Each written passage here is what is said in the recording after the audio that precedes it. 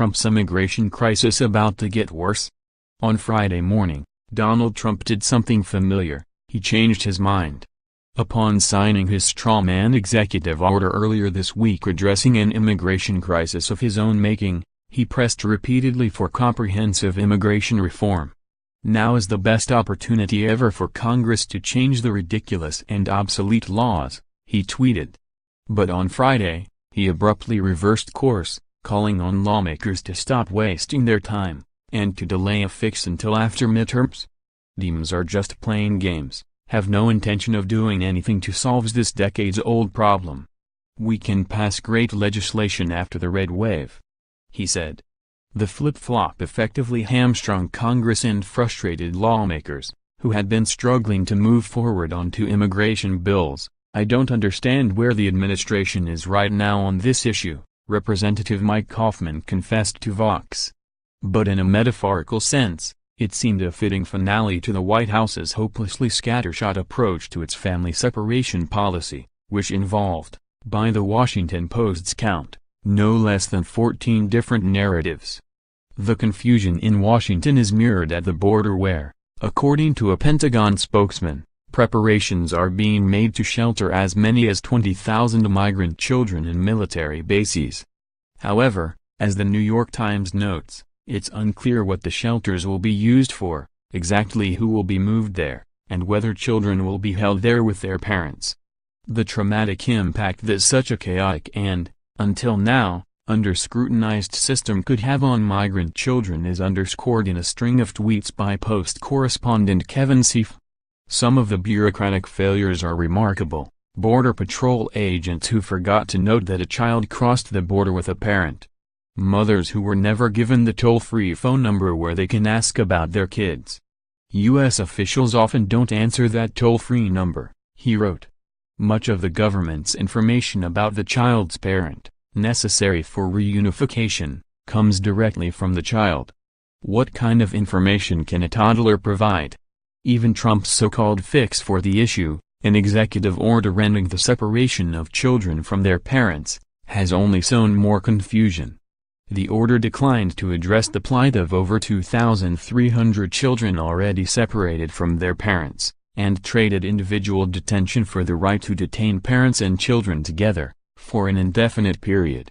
Further, its success hinges on the decision of Judge Dolly G., who has been asked to modify a 1997 court ruling, known as the Flores Settlement, which holds that children must be released from detainment after 20 days.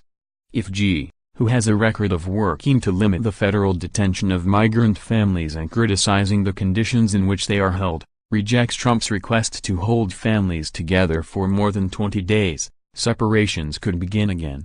That a relapse is just as likely as not means that one of the worst episodes of Trump's presidency is liable to drag out for weeks or months, and to be exacerbated by horrific reports emerging of the plight of children taken from their parents. On Thursday, CNN published a story on a child referred to in court filings as John Doe 2, who is involved in a legal motion against the federal government for unlawful and inappropriate detainment of children.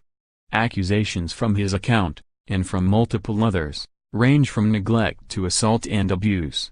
The Office of Refugee Resettlement declined CNN's request for comment, though in a press call, officials reportedly said shelters are run by organizations that meet state licensing standards and are staffed by people who are well equipped to meet the needs of children in their care. Meanwhile, a Virginia governor has ordered an investigation into abuse claims by children at an immigration detention facility after Associated Press reported allegations of abuse, including claims that they were beaten while handcuffed, and stripped and strapped to chairs with bags held over their heads. It remains to be seen whether these nightmarish accounts will significantly damage the president's party in upcoming midterm elections.